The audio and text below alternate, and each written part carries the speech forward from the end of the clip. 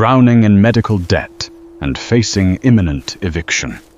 A desperate widow was mocked for inheriting a decaying house full of worthless trash. A ruthless crime syndicate was absolutely certain they could exploit the penniless woman, tossing her a few pennies to secure their darkest secret. They had no idea the ugly junk she was selling secretly harbored a staggering fortune, and the exact weapon needed to completely obliterate their shadow empire. The late October wind howled off the Hudson River, rattling the single-pane windows of the dilapidated Victorian home in Rhinebeck, New York. Inside, Clara Harding sat on the bare hardwood floor, surrounded by cardboard boxes and the shattered remnants of her life. At 32, she was a widow, buried under a landslide of medical bills that her late husband's insurance had conveniently deemed out of network. The persistent, demanding letters from the Mount Sinai Hospital billing department and the foreclosure notices from Wells Fargo formed a depressing mountain on the kitchen counter. She had exactly 14 days before the bank seized the property. The house was the sole inheritance left to her by her estranged grandfather, Daniel Pendleton. Daniel had been a bitter, reclusive man, a former forensic accountant who had spent the late 1950s working in Europe before retreating to upstate New York to live out his days in paranoid isolation. Clara hadn't expected millions, but she had prayed the house would be owned outright. Instead, she had inherited a property saddled with a reverse mortgage, black mold in the basement, and decades of hoarded junk. Clara wiped a smudge of dust from her cheek and reached into a mothball-scented crate. Her fingers brushed against something freezing cold and unnaturally heavy. With a grunt of effort, she hauled it out and set it on the floorboards. It was a bronze sculpture of a falcon, roughly 2 foot tall. It was monstrously ugly.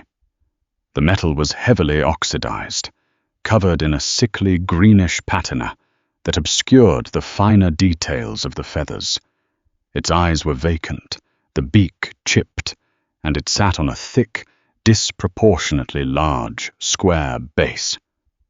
To Clara, it was just another symbol of Daniel's bizarre, useless hoarding.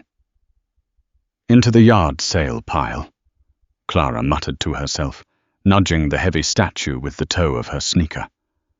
A sharp knock at the heavy oak front door echoed through the empty hallway. Clara flinched. She half expected it to be a process server or another aggressive debt collector. Bracing herself, she opened the door to find an older gentleman in a slightly rumpled tweed suit, clutching a worn leather briefcase. "Mrs. Harding?" the man asked, his voice a gravelly baritone. "I am Thomas Abernathy. I was your grandfather's estate attorney." Clara sighed, her shoulders slumping. "Mr. Abernathy, I thought we finalized the probate paperwork last week over the phone. There's nothing left to say. The bank is taking the house on the 14th. "May I come in?" Thomas asked gently, his sharp blue eyes scanning the chaotic living room. Clara stepped aside. Thomas walked in, his gaze lingering on the piles of packed boxes and the stark reality of Clara's financial ruin. He set his briefcase on a rickety side table and unclasped it.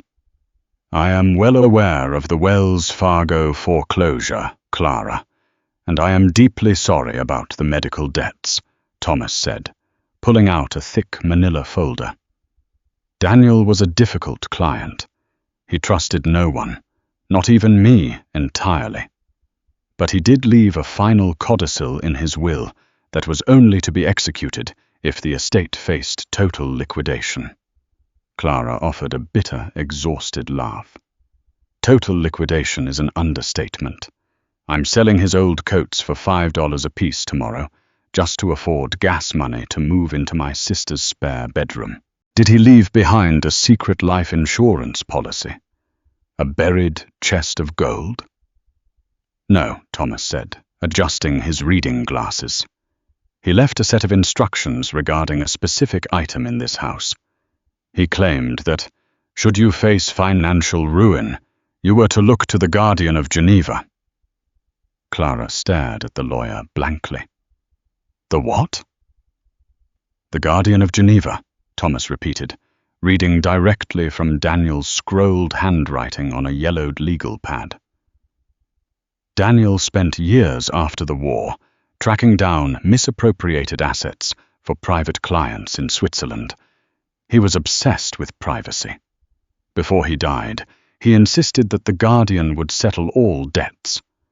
I assumed it was the ramblings of a dying man. I spent the last 3 days searching his financial records for any offshore accounts under that name. Nothing. Clear's throat. Clara looked around the room, her frustration boiling over. There is nothing here, Mr. Abernathy. It's Clear's throat, all junk. Old encyclopedias, broken lamps, moth-eaten rugs. There is no Guardian. Thomas sighed, closing the folder. I felt legally obligated to inform you, Mrs. Harding, just in case you recognized the name. Clara shook her head, tears of pure exhaustion pricking her eyes. I don't. Thank you for your time, Mr. Abernathy, but I need to finish pricing these items for tomorrow. If you want a broken toaster, you can have it on the house. Thomas offered a sympathetic nod, packed his briefcase, and walked toward the door. As he passed the pile of items destined for the yard sale, his wingtip shoe bumped against the heavy bronze falcon. He paused, looking down at the ugly, green, tarnished bird. He frowned slightly, but said nothing as he let himself out into the biting October wind. Clara was alone again with the silence, the crushing debt, and a pile of worthless metal.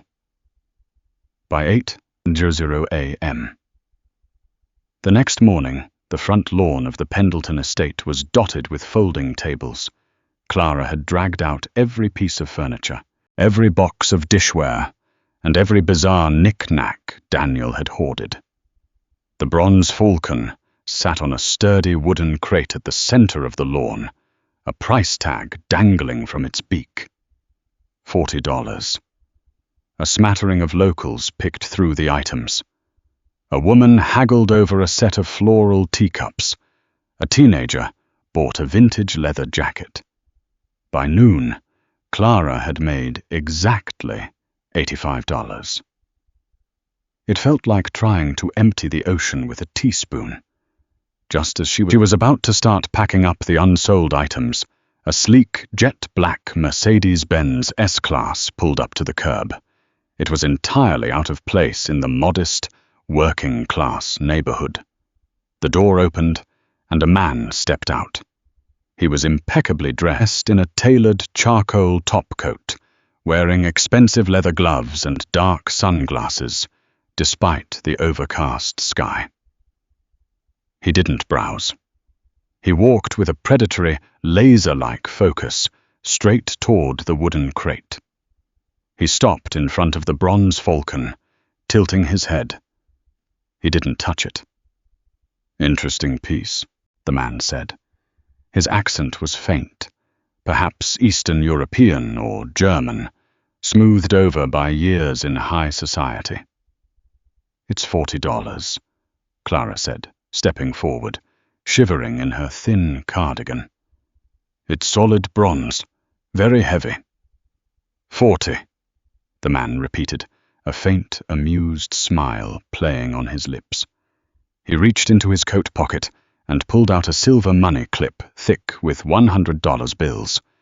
He peeled off 5 of them and laid them on the table. I will give you 500. Clara froze. Her heart hammered against her ribs. $500 was a godsend. It was groceries and a month of car insurance. Really? You know it's tarnished, right? I appreciate the patina, the man said smoothly. In fact, I am feeling generous. It is a heavy item to move. I will give you $2,000. Cash. Right now. We don't even need a receipt. He peeled off 15 more bills, snapping them onto the table. Clara stared at the green paper. The desperate, drowning part of her brain screamed at her to take it. But a colder, sharper instinct suddenly flared to life. This wasn't a charity case. This man, in his $1,000 coat, wasn't overpaying out of the goodness of his heart. "Who are you?" Clara asked, taking a step back. "My name is Victor Langdon," he replied, his smile tightening. "I represent a private antiquities collector. Your grandfather acquired this piece many years ago. We are simply seeking to repatriate it to its rightful collection. Shall we say 5,000, and we conclude our business? $5,000. Before Clara could speak, the crunch of tires on gravel broke the tension. Thomas Abernathy's dusty Volvo estate wagon threw itself into the driveway, parking haphazardly behind the Mercedes. The elderly lawyer scrambled out of the car, his tweed coat flapping in the wind. "Mrs. Harding, Clara, do not sell that bird," Thomas shouted, practically sprinting across the lawn. Victor Langdon's posture stiffened. The polite veneer instantly dissolved into cold hostility. "This is a private transaction, old man. Back off." Thomas planted himself between Clara and Langdon. "I know exactly who you are, Mr. Langdon, or should I say who you work for. The Kessler Group has no legal claim to Daniel Pendleton's estate. If you don't leave this property immediately, I will have the local authorities arrest you for trespassing. And I will personally phone Interpol to let them know Kessler's fixers are operating in New York." Langdon's jaw clenched. He looked at the falcon, then at Thomas, calculating the odds. Slowly, he slid the money back into his pocket. Daniel stole what was not his. "You are meddling in affairs far above your pay grade, Mr. Abernathy. The Kessler Group will not let this go." Without another word to Clara, Langdon turned on his heel, slid into the Mercedes, and sped away, leaving a trail of dead autumn leaves in his wake. Clara stood trembling, her mind spinning. "Thomas, what just happened? He offered me $5,000. Why did you stop him?" Clear's throat. Thomas was breathing heavily, adjusting his glasses. He looked at the ugly bronze bird with a mixture of awe and terror. "Because, Clara, I went back to my office and pulled Daniel's old passport files from the 50s. Do you know what the city emblem of Geneva is?" Clara shook her head numbly. "It's an eagle. But in post-war correspondence, the intelligence community often used coded language. The Guardian of Geneva wasn't a person." Thomas pointed a trembling finger at the statue. "It's the bird. It's a hunk of metal." Clara protested. "It's worthless." "Victor Langdon doesn't hand out $5,000 in cash for worthless metal," Thomas said grimly. "Grab the other side of this thing. Let's get it inside. Now." Together, they lugged the incredibly heavy statue into the house, locking the deadbolt behind them. They set it on the kitchen table. Thomas immediately went to his briefcase, producing a small Swiss Army knife and a miniature LED flashlight. "Daniel was a forensic accountant," Thomas explained as he tilted the massive bird onto its side, exposing the solid bronze base. "In 1957, he was hired by a consortium of families to audit accounts at the Union Bank of Switzerland. He was looking for assets stolen during the war. He found them, but he also found something else. Something that terrified him enough to flee back to the States and live out his life in this miserable house. Clara watched, fascinated and terrified, as Thomas ran the edge of his knife along the thick green felt padding on the bottom of the statue. I always thought the base was disproportionately thick for the artistic balance of the piece, Thomas muttered. He found a seam in the felt and ripped it away. Beneath the felt wasn't solid bronze. It was a flat plate of stainless steel, completely free of tarnish, held in place by 4 tiny recessed hexagonal screws. He modified it, Thomas whispered. He pulled a multi-tool from his pocket, selected an Allen wrench attachment, and carefully unscrewed the 4 bolts. Clara held her breath. The metal clinked as Thomas pried the steel plate loose. The interior of the bronze base had been entirely hollowed out. Inside the dark cavity lay a small black velvet pouch, perfectly preserved from the damp air by a rubber O-ring seal around the plate. Thomas's hands shook slightly as he reached in and pulled out the pouch. He loosened the drawstrings and upended it over the wooden table. 2 items fell out with a heavy clatter. The first was a long, intricate brass key. The bow of the key was stamped with a faded, deeply engraved logo, Credit Suisse, followed by the alphanumeric code Zurich Vault 7 A819. The second item was a strip of vintage microfilm, no longer than a stick of gum, encased in a hard plastic sleeve. A safety deposit key, Clara breathed, her mind struggling to process the reality. A Swiss bank key. Is there money in it? Thomas didn't answer immediately. He picked up the microfilm strip, holding it up to the harsh light of the kitchen fixture. He squinted, his face draining of all color. "Thomas?" Clara asked, her voice tight with panic. "What is it?" Thomas slowly lowered the film. He looked at Clara, and for the first time since she had met the stoic lawyer, he looked genuinely terrified. "Clara," he said, his voice dropping to a whisper. "Daniel didn't hide money. These are ledger coordinates, account numbers, dozens of them. They belong to the Kessler Group, a shell company that funneled billions in illicit arms deals out of Europe during the Cold War. Your grandfather didn't just audit them. He stole their master ledger." He looked down at the heavy brass key. "And whatever is in Vault 7 in Zurich is the only proof that exists. That bronze bird isn't worth $5,000.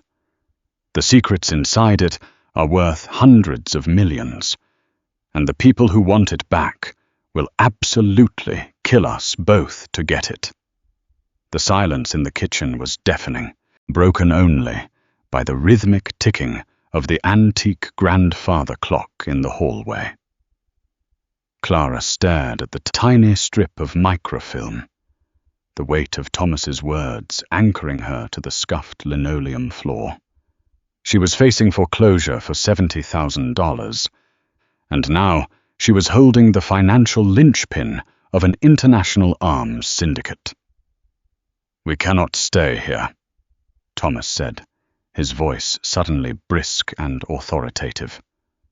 The elderly lawyer, previously trembling, seemed to have locked into a mode of rigid survival. He snapped the false bottom of the bronze falcon back into place and shoved the heavy bird off the table.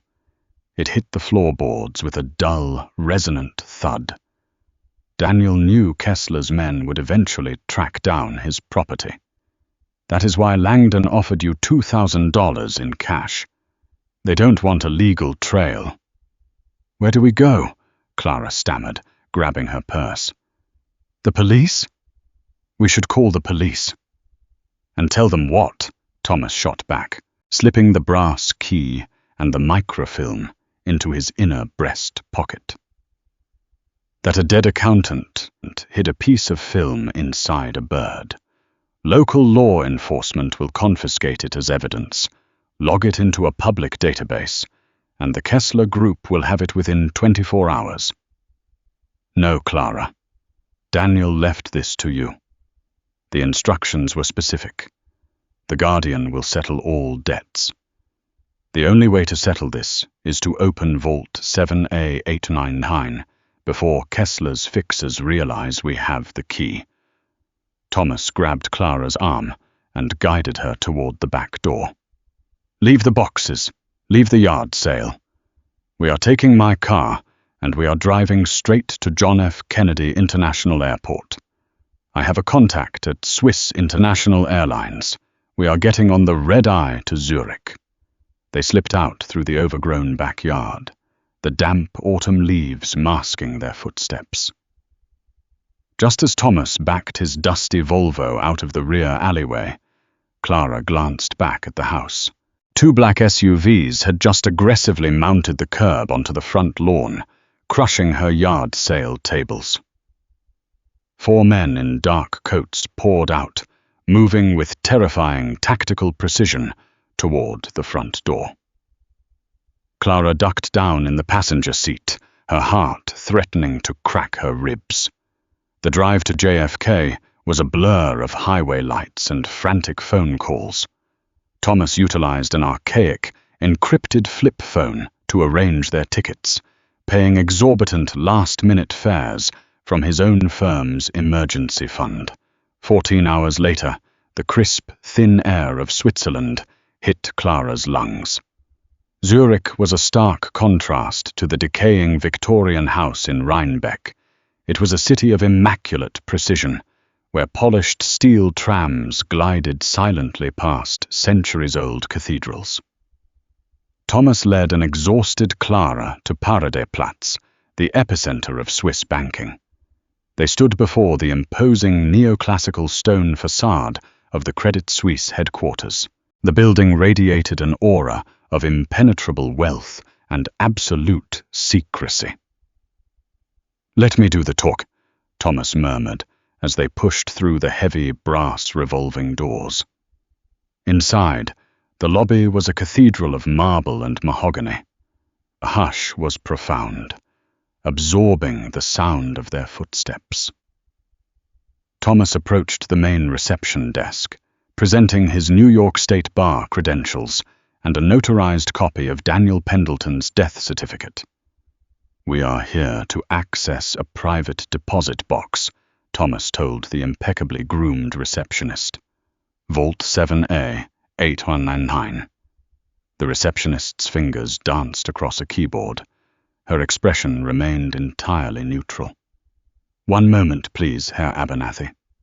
10 minutes later, a tall, austere man in a bespoke navy suit approached them. His silver hair was slicked back, and his eyes were sharp and unreadable. "Mrs. Harding, Mr. Abernathy, I am Director Weber. Please follow me."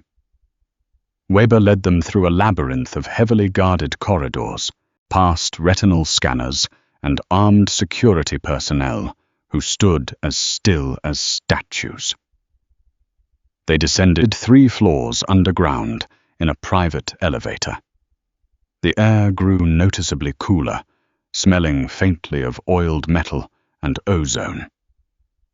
"Your grandfather, Daniel Pendleton, was a very cautious client," Director Weber explained, his voice echoing slightly in the subterranean hallway.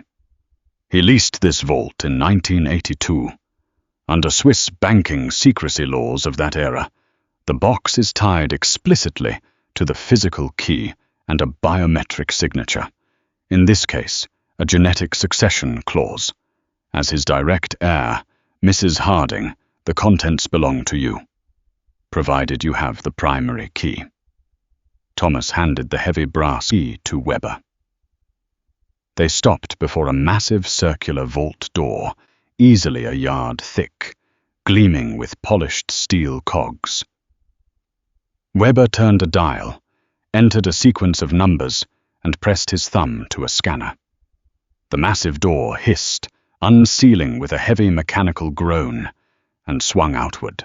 Beyond the door lay a long room lined with thousands of brushed steel deposit boxes.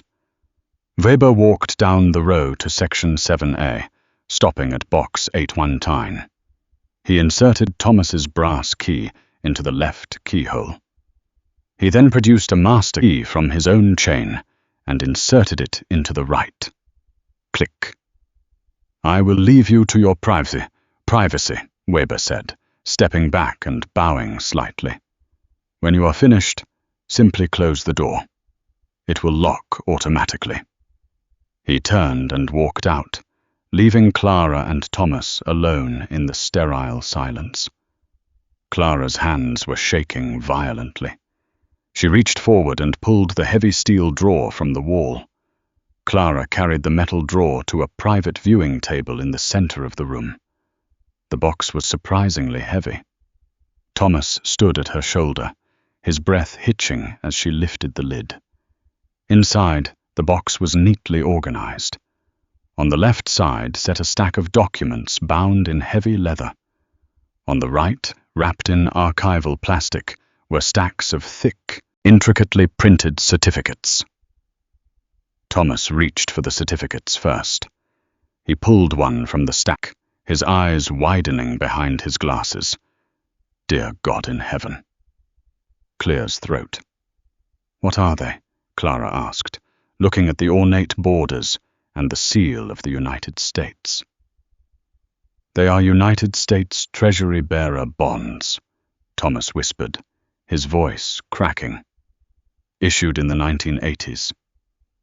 Clara. Bearer bonds are essentially untraceable cash. Whoever holds the physical paper owns the asset. They stopped issuing these decades ago because they were so widely used for money laundering." "How much?" Clara asked, her throat dry. Thomas flipped through the stacks, doing rapid mental calculations. "There are 50 certificates here. Each is denominated at $100,000. Factoring in the historical maturity and compounded interest." Thomas looked up, his face pale. "Clara, there is over $12 million in this box." Clara staggered back, gripping the edge of the metal table to keep her knees from buckling. $22 million. It was an impossible, abstract number. It was enough to pay off the medical debts 1,000 times over. It was enough to buy the bank that was foreclosing on her house. But why? Clara managed to ask. Why did Daniel have this? Was he corrupt? Was he working for Kessler? "Read the letter," Thomas instructed, pointing to a sealed envelope resting atop the leather-bound ledger. It was addressed simply to the Guardian. Clara tore open the envelope. Inside was a single sheet of heavy parchment, written in Daniel's sharp, meticulous handwriting. "If you are reading this, Clara, it means the hounds finally closed in, and I am dead. I was not a good man, nor a particularly brave one. In 1982, I was hired to audit the Kessler Group's offshore accounts. I discovered they were funding paramilitary death squads across South America and Eastern Europe, profiting off the slaughter of thousands. I was supposed to quietly balance their books. Instead, I stole their master ledger. The bonds in this box are not Kessler's money. They are the bounty. I quietly orchestrated a blind settlement with the United States Department of Justice, providing them with enough breadcrumbs to freeze Kessler's American assets. In exchange, I received a whistleblower award, paid anonymously in untraceable bonds to keep my identity completely dark. I hid the microfilm in the bronze falcon to ensure the ledger could not be found unless my estate was entirely liquidated. A final failsafe. The money in this vault is yours, Clara. Clean and legal. But the ledger is a weapon. Take the money, pay your debts, live your life. But send the microfilm to the authorities. Finish what my cowardice prevented me from finishing. Burn the Kessler Group to the love, Grandad. Clara stared at the letter, tears finally spilling over her lashes. Her grandfather wasn't a hoarder or a madman. I was a man terrified of a shadow syndicate, living in isolation to protect a secret that had finally bought her freedom. Clara, Thomas said softly, placing a hand on her shoulder. We need to move the assets to a secure, modern account. Director Weber can facilitate a private transfer. But the microfilm, what do you want to do with it? Clara wiped her eyes, a new hardened resolve settling in her chest. She picked up the plastic-encased film. Daniel told me to burn them to the ground. That's exactly what we are going to do. 30 minutes later, Clara and Thomas sat in Director Weber's opulent office. The transition of the bearer bonds into an unnumbered high-yield Swiss trust account was handled with breathtaking efficiency. Clara Harding walked into the bank bankrupt. She was walking out a multimillionaire. But as they stood to leave, the heavy oak doors of Weber's office suddenly pushed open. Victor Langdon stood in the doorway. I was no longer wearing the polite smile from the yard sale. He looked disheveled, frantic, and dangerous. His right hand was buried deep in his charcoal topcoat, gripping something heavy. You led us on quite a chase, Mr. Abernathy, Langdon snarled, stepping into the room and kicking the door shut behind him. You took an early flight, impressive. Hand over the microfilm and you both get to walk out of Zurich alive. Thomas stiffened, stepping in front of Clara. But Clara didn't cower. She looked at Langdon, then looked at Director Weber, who had remained calmly seated behind his mahogany desk. Director Weber, Clara said, her voice remarkably steady. Does Credit Suisse guarantee the safety of its premium account holders on bank premises? Weber's eyes flicked to Langdon. The banker's expression was as cold as a glacier. Absolutely, Mrs. Harding. Aggression toward our clients is a violation of our institutional sovereignty. Weber didn't shout. He didn't panic. He simply pressed a small brass button concealed beneath the lip of his desk.